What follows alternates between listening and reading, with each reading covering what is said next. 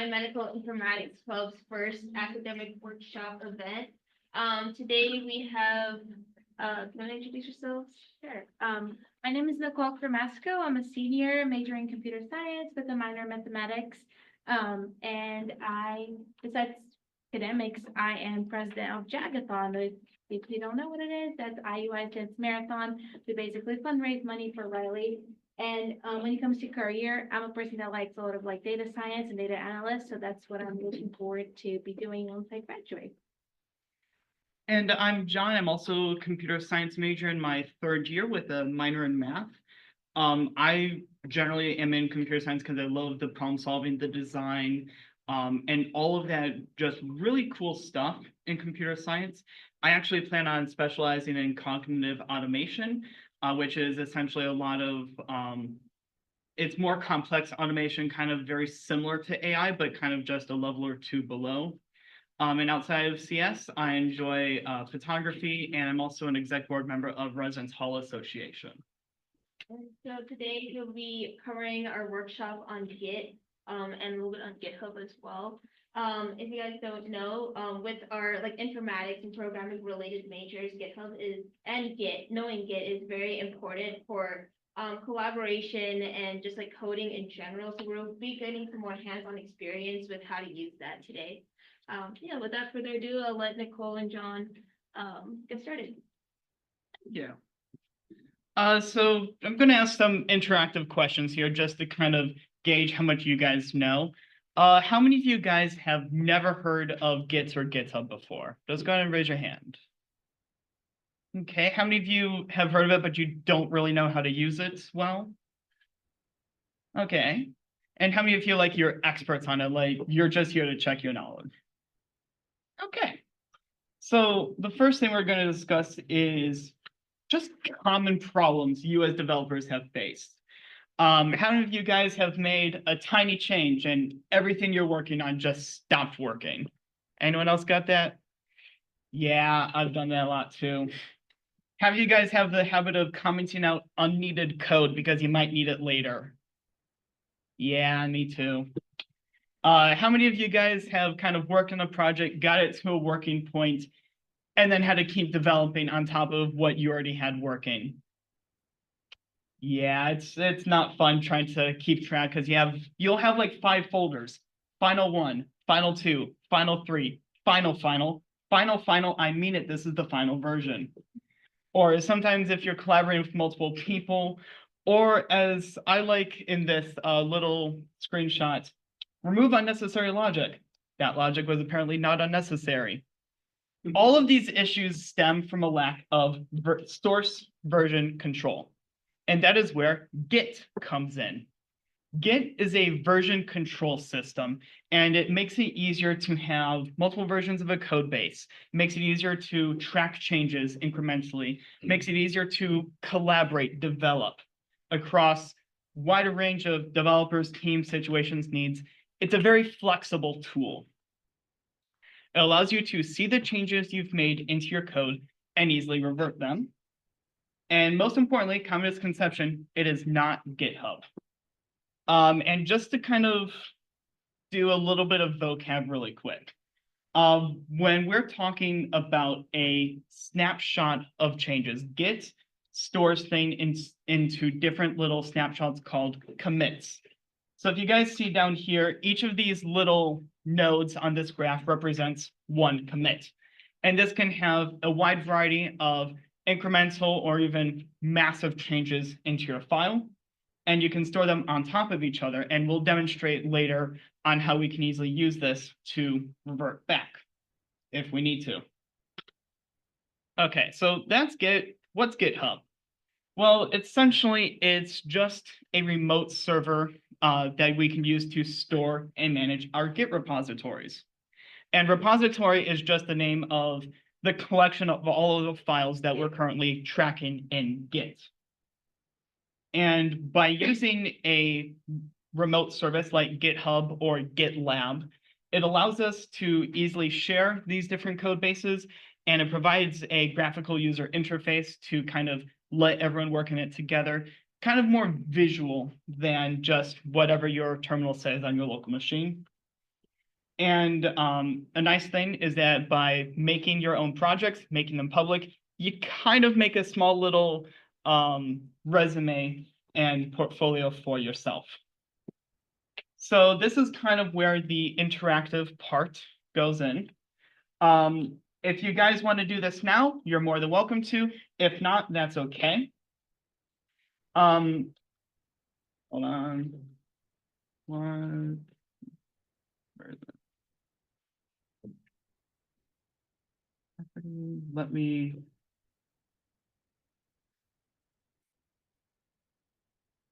Come on, work, please.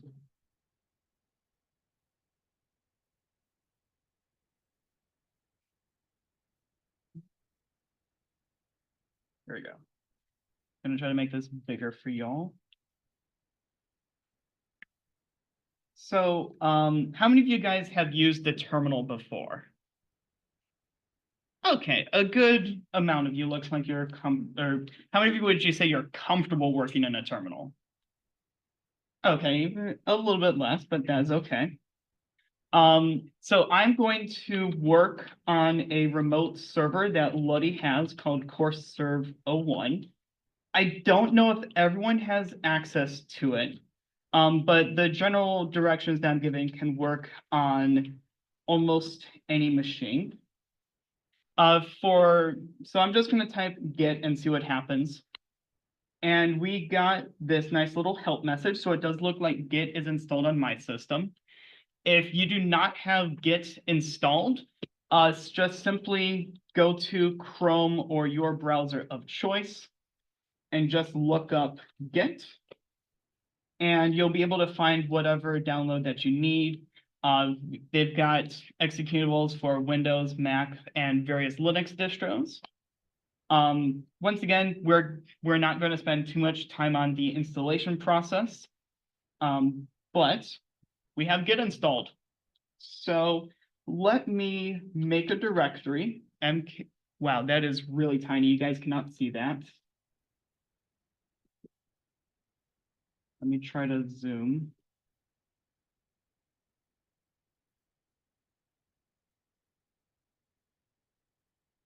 Guys, one more thing, if you're stuck somewhere and if you need any help, Nicole is here to help Yeah. you, so please. Just raise your hands, Yeah. yeah, and I can come to you. Thank you.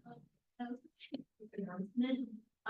If you guys are aware of the 900 in course, you can also access it from there. You're running Mac, it should be installed by default, terminal there. It should definitely be on Linux. On Mac, you can view the stuff brew, which is familiar with that too. And what command is that? Is that like brew install? Yeah, you have to install. Yeah, I'm not a Mac person, but Yeah. general gist. And I'm also going to use a few different command line tools just to kind of make it a little easier for myself. I'm going to make a new directory, mkdir. I'm just going to call it demonstration. And I'm going to cd change directory into demonstration. And if we look in here, we have an empty folder. And so let me make sure I'm going along with the PowerPoint slides. Nope, wrong button. And I'm going to configure Git. So whenever you use Git, you should only have to do this step once. But you'll want to make sure that you have a valid username and email. It doesn't have to match anything in particular. Generally speaking, I use my IU GitHub account, so I will use my IU username and IU email. If you are not an IU student or you want to use your personal GitHub account, then you would use your personal and whatnot, vice versa. So just to kind of demonstrate, it's git config -- global. Global meaning this is going to work for all of your repos. User.name. This is just going to be your username, excuse me, your personal name, whatever, which mine is JR Salata. And then we also need to set up an email account. So we're also going to do git config -- global user.email. jrsalata@ui.edu. And just like that, we have, you don't have to do this every time you use Git. You should only have to do this once and you're good. And now we're going to create a Git repository in here. And we are going to do that. First of all, am I good to move off of this screen? Anybody still look at it? Yeah. Yes.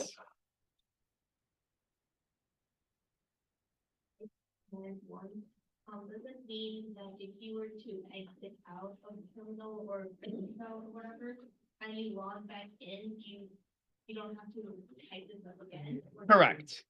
So unless if you need to change a specific Git repo for whatever reason, and usually you won't have to, you only have to run these twice, period, and then you're good unless you get a new computer, you work on a new thing, stuff like that. Yeah. Okay, so now we're going to go back to the slideshow. And so now we're going to talk about the actual process of using Git now that we kind of have everything set up. And so we're going to connect Git with GitHub. Now, the important thing to remember, if you are going to be using your IU account, you do not need an SSH key. If you're using your personal one, you will need a key. And just to kind of demonstrate this, I'm going to go into Chrome. We're going to go to github.iu.edu.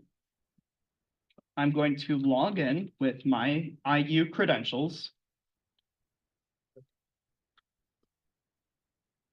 And I'm in. And if you want to check if you have, any SSH keys, which most of you should not. Actually, let me go back a step. So Git is the local tool on your device. GitHub is the remote server. And in order to log into it, you'll have to type in your username and password every time. Or you can use what's called an SSH key, a secure shell key, that essentially authenticates it for you. And I'm just going to kind of demonstrate making one of those. Actually, no, I'm not going to demonstrate making the keys. I'm going to show you the key I already have in there. This is something that is kind of depends person to person. GitHub has good documentation on how to create SSH keys and how to log in, authenticate. We're just doing this kind of for completeness. So if we go into my settings over here, I do have one authentication key. Once again, this is a really tiny screen. And it is for CourseServe 01, which is the server that we are working on today. And so now that we have a way to log in and we have our remote, we're going to create a new repository. And once again, repository is just a really fancy word for folder or code base or anything like that. We're going to create a new one. And we're going to choose an owner. Most of you won't have to, since I'm part of different orgs, I have to. Yes?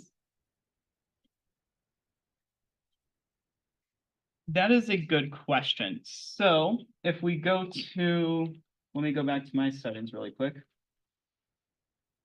We're not going to go through the process of making an SSH key today because GitHub has good documentation. So if you go to your account settings, SSH and GPG keys, if you go to connecting to GitHub using SSH keys, it'll actually have this nice little document here where you can generate a new SSH key. And it'll tell you exactly what you need to know if you're using Windows, Mac, or Linux. And I highly recommend you just kind of take some time after this to go through that, make it yourself. For right now, if you're using your IU account, just your IU username and password will suffice. If you're using a personal GitHub account, due to their security rules, you will have to make an SSH key Or if you go into developer settings, make a personal access token or PAT. We're not going to get too deep into that because we have a lot more to cover.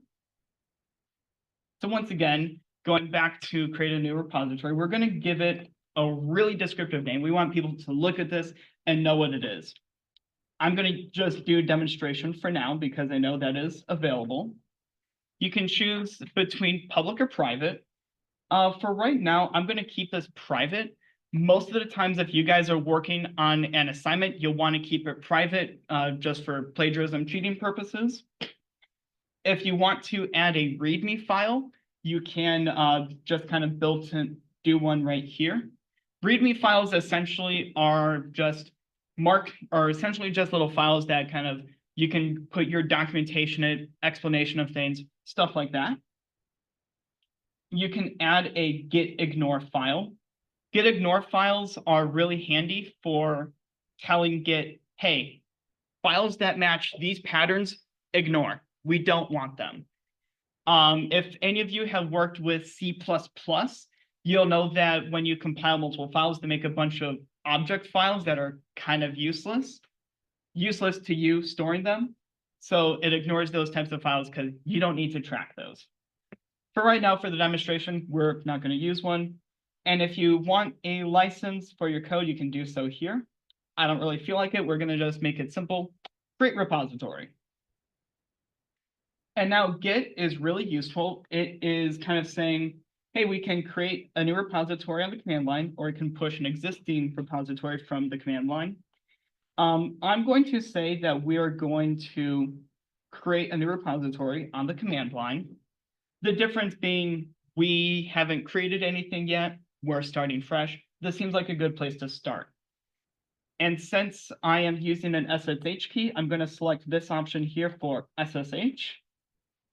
And before blindly copying and pasting this, I want to go through and explain the commands that it tells us to. So the first one is this echo # demonstration. Right angle, readme.md.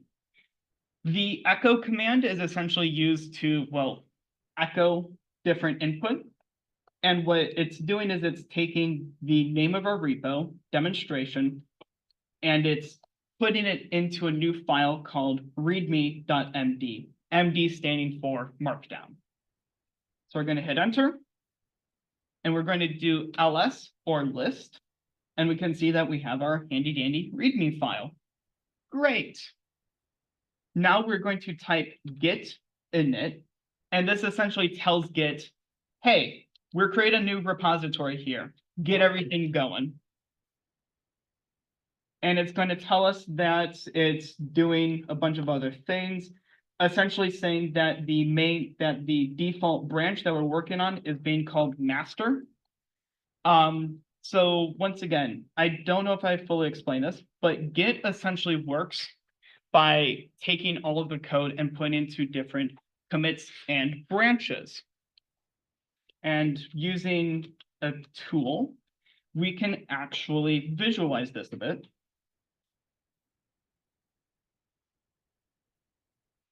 So usually the default is called something like main, master, default, primary, something like that. I usually stick with the convention of main. It's short, sweet, to the point. And we can create different branches, which we will demonstrate later. But for right now, just want to put that out there. We're going to check the status of Git. And it says that we are currently on branch master. We have no commits yet, and we have untracked files. And it gives us the little hints that we can use git add file to include in what will be committed. And you know what? Yeah, I think we want to add a README file. We want to track it. We want to make changes, and we want it just to be stored. We're going to do git add README. And then now we're going to do git commit -m first branch. And we have created our first commit. And once again, commits are essentially just like little stopping points in our code. So we can create one commit, followed by another. And these are just incremental changes in our code, and we can go back to them however we want. Now, the -m here stands for dash message, essentially saying, hey, whatever input comes after this flag is going to be the name, is going to kind of be the caption with the commit, which we chose as first branch. Why did I say first branch? I meant first commit. Ah, well, we will go with that. We will change the branch name using git branch -M to main. In fact, we can even use and we'll talk more about these different commands in a little bit. We can do git branch, and we can see that we're on the main branch. Once again, everyone can see the screen, right? I know it's a little bit down, a little bit low. Anyone cannot see it? Perfect. Just want to make sure. And then now to connect our local with our server, we're going to do git remote add origin. And then we're going to type in the URL that it gives us, which is git@github.iu.edu, my username, followed by the name of the repo, .git.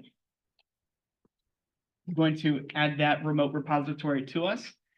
Don't worry too much about the details of that line specifically. That will mostly remain consistent throughout everything you do. And we can, simply do git push -u origin main, which essentially means we are pushing our changes up. We are pushing them to the remote origin, and we're pushing the branch main. Usually you will only have to type git push after the initials part. And we're going to enter your password, your SSH key password, whatever your authentication is.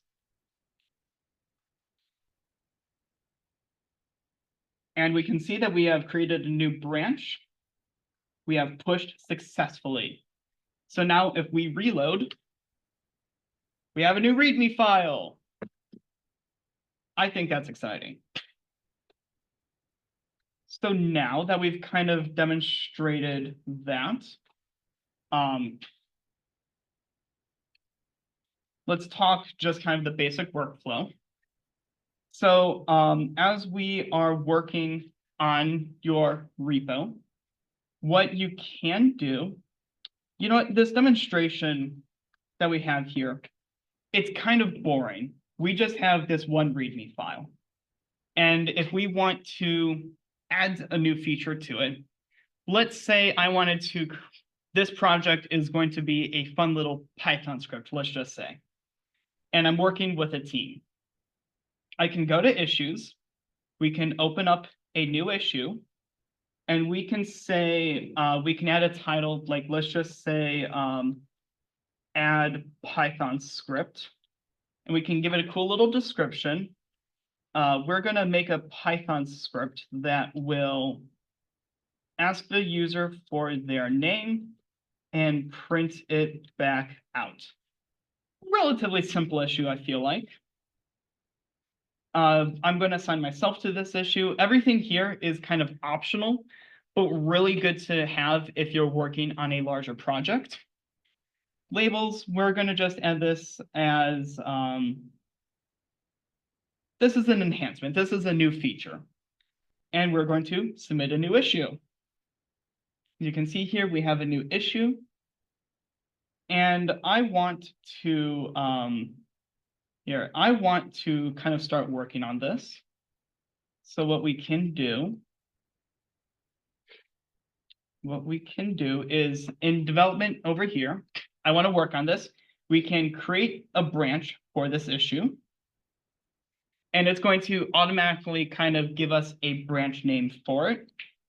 And we're going to check it out locally. So we're going to copy the branch name, create branch, and GitHub gives us a few little commands already. One is git fetch origin, and the other is git checkout one-add Python script. What these commands do, git fetch origin, try saying that 10 times fast.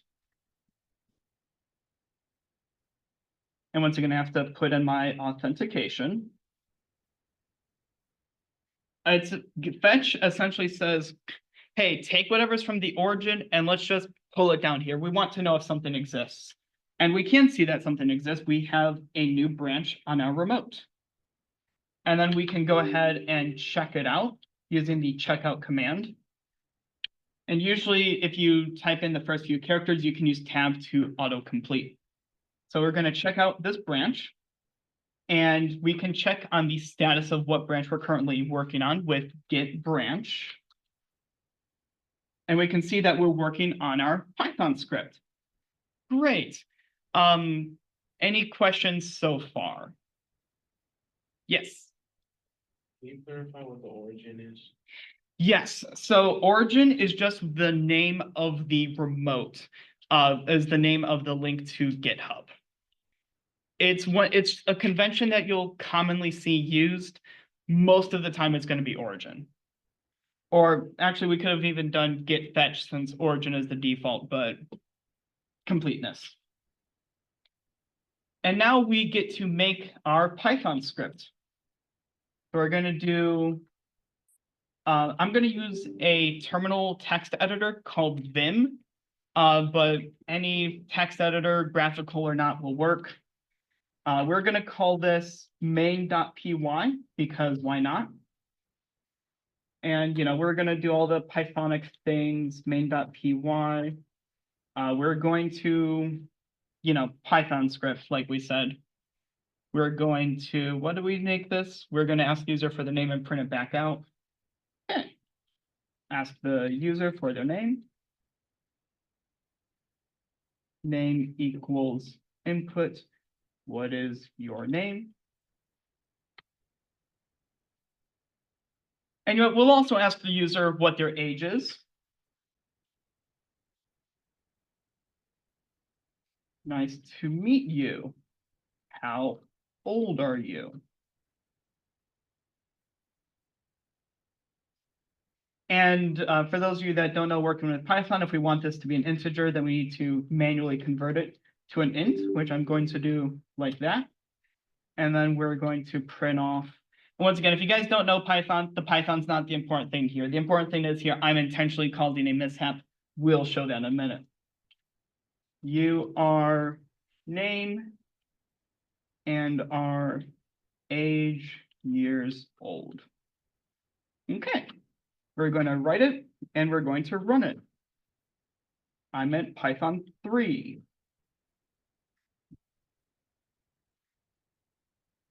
Python 3 main.py. What is my name? My name is John.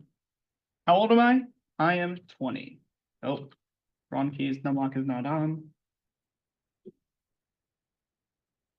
20. Sweet. It seems like our program works just fine. So I'm going to check the status of our Git repository. It looks like main.py is not tracked. So we're going to git add main.py. We're going to git commit. We're going to add the message of created the Python file. And now that I'm done working on this particular feature, we're going to git push and authenticate. And just to kind of show how this is working, I'll use this graph here. We created a branch called one-add-python script. We checked out that branch. We created a commit. And now we push it to the remote server. So this is kind of what our repository looks like now. We have our main and we have our second branch. So now if we go here, we can see that we have the branch here. We can look at this branch and we can see that we have our main file. Hooray. And now that we have this issue, I'm going to open a pull request. Now, pull requests are essentially ways for you to kind of say, hey, look over this code and let's merge it into main or some other branch. It's done. So once again, if I go to the branch that we have here, we can see that we had pushes just a minute ago. We're going to compare and do a pull request. And it looks like it is able to be merged automatically. We'll talk about merging in a bit. And we're going to create a pull request, just kind of saying, hey, we want this to be done. Now, we can also review the commit. And once again, commits are really useful. They're just a bunch of incremental changes. As we can see here, we added these 7. I'm going to review. This is not necessary for every project. This is more if you're collaborating with a team. And looking at this, this is horrible code. If someone puts in an age that is not an integer, it goes kablooey. And we don't like our programs crashing. So I'm just going to leave the comments, please fix the integer conversion. It will cause a crash. And we're going to request, review. Going to write a comment.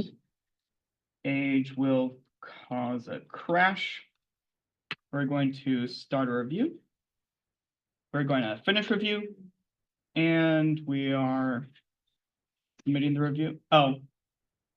And if I was smart and I had a different user set up for this, I would deny these changes because they are bad. So instead, what we can do is we can go back to our Python script.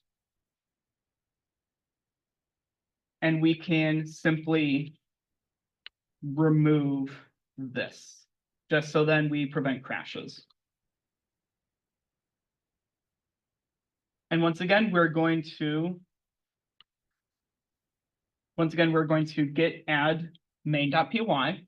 We're going to git commit fix issue. And your commit messages should ideally be more descriptive than this.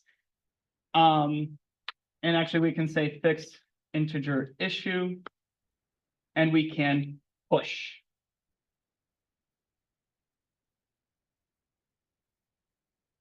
And we see that it's pushed successfully. So if we take a look at our pull request now, we can see that we have a new commit. We can look at our commit here. And we can see that we deleted the old line and replaced it with a new one. And once again, these little incremental changes is what Git is all about. It allows us to mess up, go back in time, and see what we did.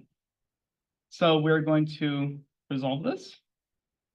We're going to go back to our main conversation, and we're going to merge. And after the little break we're going to talk about merging versus rebasing. We can safely delete branch. And if we look at our main, we can see that we have our 2 files. And so now it kind of looks more like this. Oh, wait.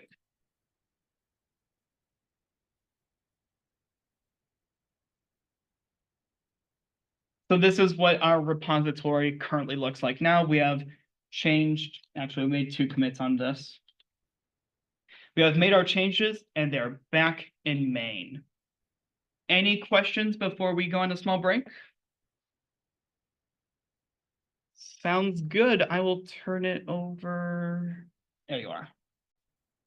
So we already kind of discussed a little bit about branching. And once again, a branch is essentially just another, well, it's easier to show in this. Yeah, I was gonna use the diagram maker because it does a lot clean. I have really messy handwriting. So most of you guys will work on your main branches if it's just by yourself. And this is just kind of where usually your stable working code will go. And let's say that as I'm working along, I want to make a new feature. Well, we branch or essentially create a copy of main and move it to the side and make your edits from there. So as you can see here, we're working on main we made a branch of our Python script. This is where we worked on different things, and then we merged it back into main. So everything at this point in main contains everything from here. And just to kind of show you how important it is, this right here is a repo called Crash. This was a group project that I worked on for my operating systems class. And we had 4 of us working on this together. And let me just show a hectic part of this. There are many times that we merged, branched, because we had a ton of features to implement, and we had all sorts of fixes and whatnot. So and once again, you don't have to completely understand what this means. To be honest, I can barely decode what this means. I'm just showing you this to you guys as a way of saying, hey, here's kind of how branching works. So we have this main branch here. This is main. This is where everything goes to in the end. And then each of these branches represents a different feature. And each of these little points on the line represents a commit. And once again, so like somebody made a commit here, somebody made a commit here and here. We merged different things together. And essentially, they all go back into main at the end of the day. Because at the end of it, after all of these small little commits that we made, after all of the different merges, we get this nice, solid main. And there is 2 different ways that you can kind of work with branching. Oh, and once again, if you're doing this on the command line, you can use git checkout -b followed by the branch name to create a new branch, or you can check out an existing branch without the B flag. And now a lot of you guys probably are not going to be too worried about merging versus rebasing. Essentially, they're both different ways for you to combine histories together. Git merge just kind of is the easiest working option when you're working with multiple branches. You can git checkout branch, and then you can merge it back into the main or master branch, or just do it in one line. And this will create a merge commit. So as we kind of saw in the diagram, this right here would be the merge commit, where it's not necessarily anything new. It's just saying, hey, we took these 2 timelines and put them back together. Nope, I did not want that. There we go. And just once again, as kind of a cool little graphic that's a little bit cleaner, I think. We have, the common base that we're working with. The main branch can still have commits added to it. And then when we combine them all together, we get one nice merge. There are a few cons with git merge, and it's that the branch that we merge to will always have an extra merge commit. This really is not a big deal, unless if you're really digging through your logs, it doesn't really matter. And then git rebase, on the other hand, essentially takes the latest commits on a branch and it copies them over like this. So when we work on this feature, it just kind of abruptly ends, and those new changes are just kind of lifted from there over there. Once again, the inner details of this, not really that important. It's something that you might find useful. And the cons of this, it rewrites project history. It can make it a little bit fuzzier, confusing to look at. And it could be difficult sometimes. That's beside the point. Now, let's go back here for a moment with our git merge diagram. We have these 2 different commits here. And one thing that can happen, let's say that we make changes in one branch and changes in another, and they conflict with each other.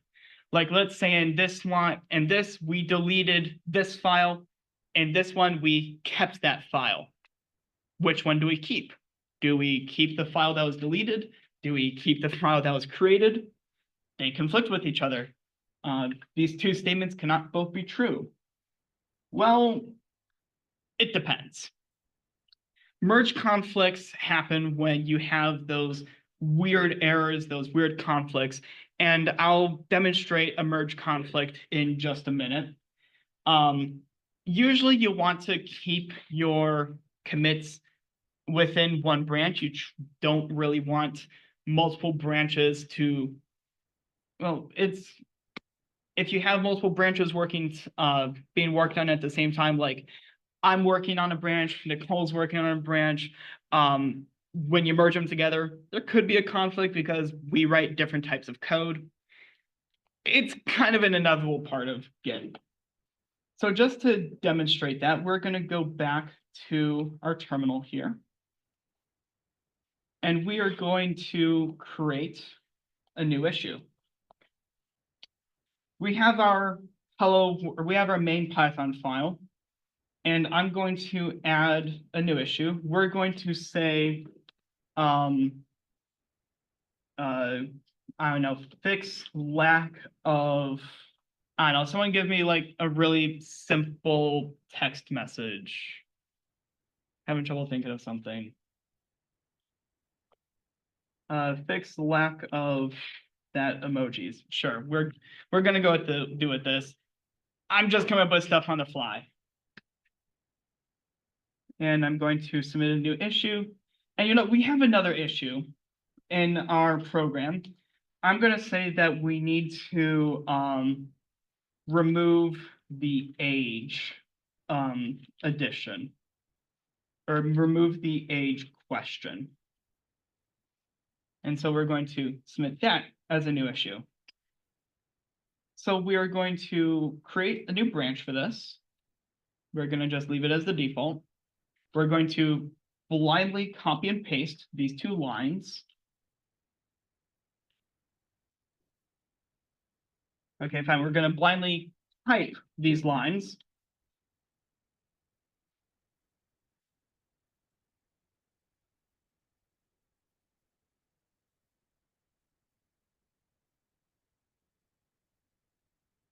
Okay. So we're just to make sure, Git branch. We are currently working on branch number 4. And we are going to edit our main Python file. And we're going to remove the age question.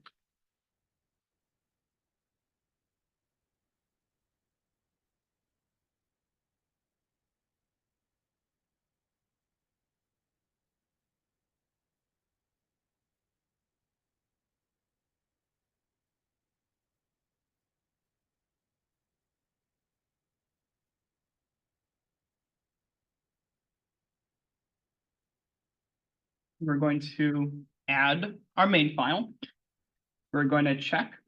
We have modified our main file, and we're going to, this commit is ready, or hold on, where did it?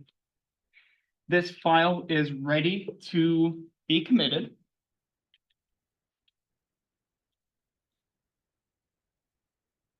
Sweet. And now we're going to push it.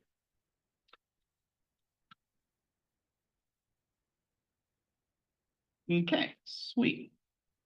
And now, I also want to work on the other issue that we had, which was the fixed lack of emoji. And once again, we're going to create a branch to work on it.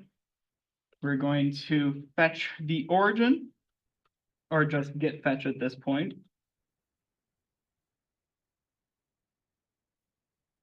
And we're going to check out that branch. And as we can see here, you guys remember how we made those changes to the main file from before? Those changes are not made here, because once again, this is going from the main branch, which didn't have those modifications. We switched branches and we switched to a different timeline, so we don't have those changes. And we're going to keep in this line, and we're just going to add a little smiley face. Why? Because we can. And just like before, git add, git commit,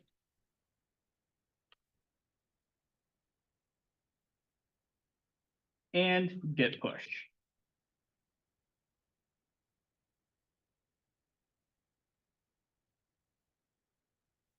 Great. So it looks like we have everything. We're going to look at our code. And we can see here that both of our branches had recent pushes. Hooray, everything seems to be working. We're going to compare and do a pull request. And we're going to take this, and actually let me double check something really quick. Yep, okay. So we're going to take our fixed maximum emoji and we're going to merge it into main.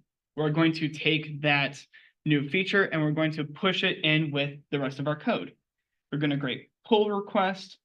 And because I am a single person, I'm going to merge it without looking at it. Quick note, if you're working in a group project, one thing I highly recommend is whenever you have a team member that is working on a feature and they submit a pull request, make sure or highly recommend that the other teammates review their code. It's because I'm only working this by myself and I have no other collaborators, I can't do that.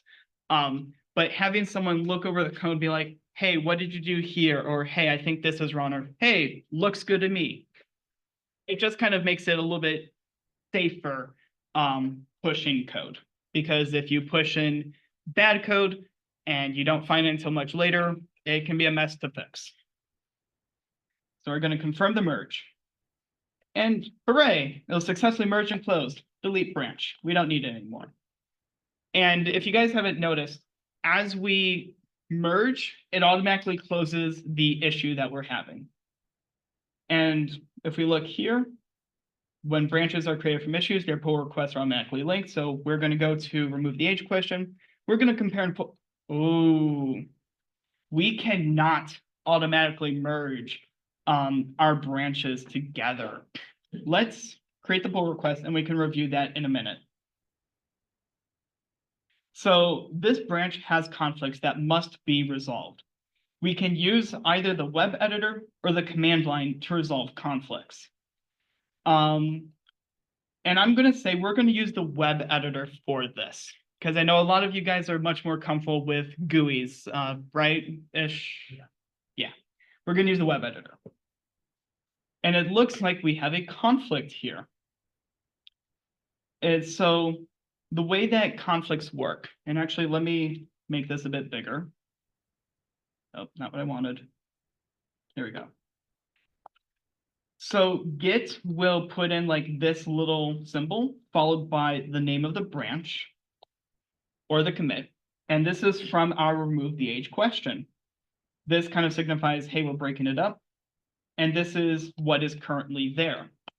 So currently our main contains this, whereas our branch contains this. And so you kind of have to fiddle around and to do that, you just kind of delete the changes, make the changes, whatever the end result should be, you make here. And I have decided that we are going to keep what is in branch 4 while also keeping the smiley face that I manually add in. Now, this was a relatively easy fix to make. It won't always be. You just kind of have to look at your code, you have to look at what people are doing and make the best judgment of what is the best way to fix this conflict. And I'm going to mark this conflict as resolved. And so now we can commit merge.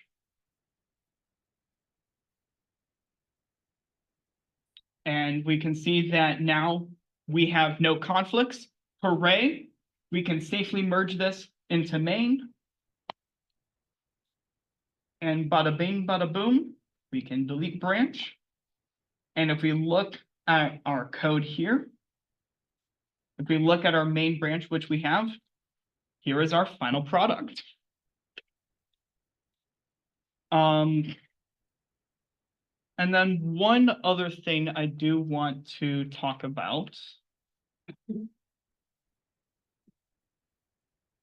And this is more in the command line, but there are different graphical tools to do this for, is git log. Git log just kind of shows you different commits, their dates, their authors, and different points of time. And this just kind of makes it easy for you to take a look at them and say, hey, which commit did we make this change in? In fact, actually, let me show this on GitHub as well. If we go to main, we can take a look at our different commits here. And we can see the different merges, the branches, the different commits that we made.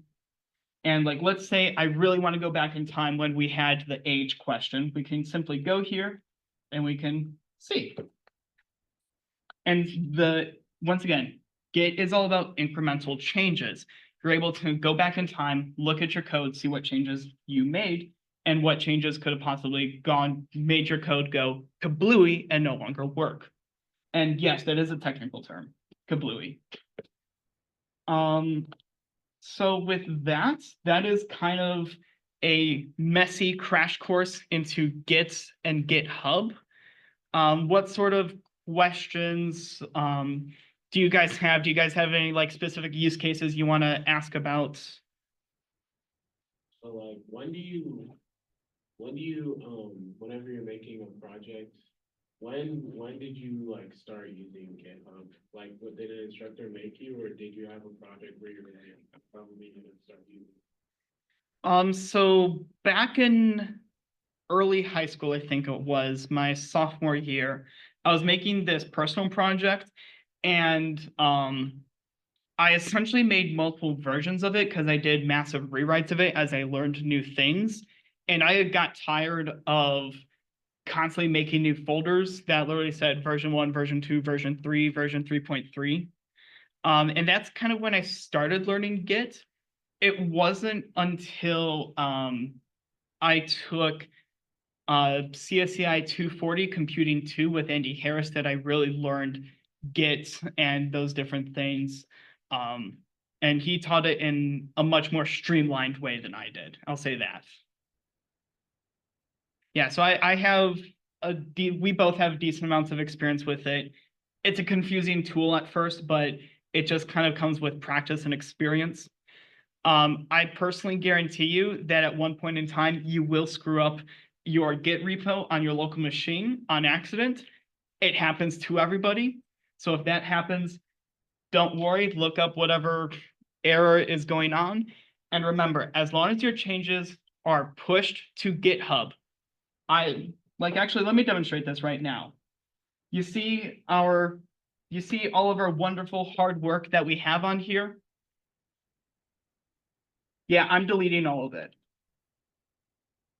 Do you see me panicking? No, because it is all right here, and I can easily grab it again using the git clone followed by the URL. So for me, it's git at github.edu.edu, JR Salata, demonstration. I can safely just delete everything, and boom, we have it all right here again. It just is a nice extra place for you to store your stuff. And if you need to delete everything and start over, you easily can.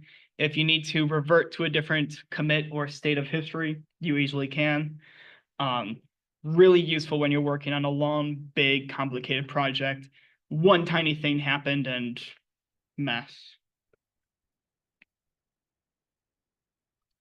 Now, I know you guys are mostly biomedical informatics. I know nothing about that field. I'm going to be completely honest with you guys. So this is a very common thing. There's a lot of tools that are on GitHub. They don't have releases, they don't think it's binaries. And they expect you to do git clone, download it yourself. So it's a good thing to know. So you can git clone any public repository. So that git clone URL works on any repository on GitHub or GitLab. Yeah, so if you guys actually wanted to see the masterpiece that is Crash, you can actually go to github.com/eagle-9/crash, and you can download this. You can download using git clone, and you can do whatever you want with this. That's the power of open source. Open source, though, is a completely different topic, but yeah. Can you show the how to create the folder? For example, there's a folder called data science. In that folder, there are 4 projects and each project has 3, 4 files. So are you saying, that there's, so are you saying that you want one big Git repository that contains everything? Yeah. Yeah, that is not a problem at all. So, if I, like, let's just say that I'm working on Windows here. And, just to kind of use a GUI, just because I know this is where a lot of you guys are more comfortable with. Like, let's just say that let's say that we cloned it. I don't think it's installed in this computer. You can easily add a folder, call it whatever you want, and put whatever file you want in here. And just like in the terminal here, like if I make directory, I'm going to call it just subfolder. And I add a folder in it. And if I add a file in it, I'm just going to call it .getkeep. We can add that subfolder.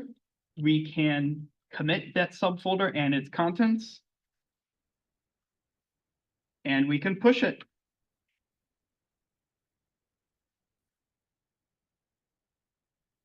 Yeah, this represents a folder. That's the contents of the folder.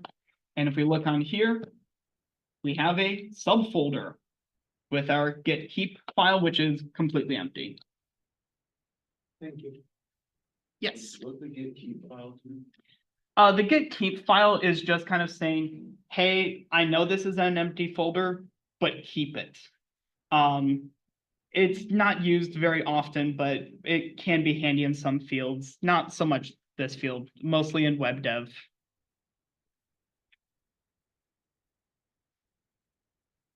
And once again, if any of you guys have any questions, there are a ton of different resources online for how to use GitHub. There's tons of different documentation. Usually a good Google search will get you a long way. But if any of you guys have questions, my IU username, as you've seen throughout, is JR Salata. Feel free to send me an email and I'll see if I can help you. Yeah, feel free to ask questions. I'll be here around for a minute if you want to just, ask stuff.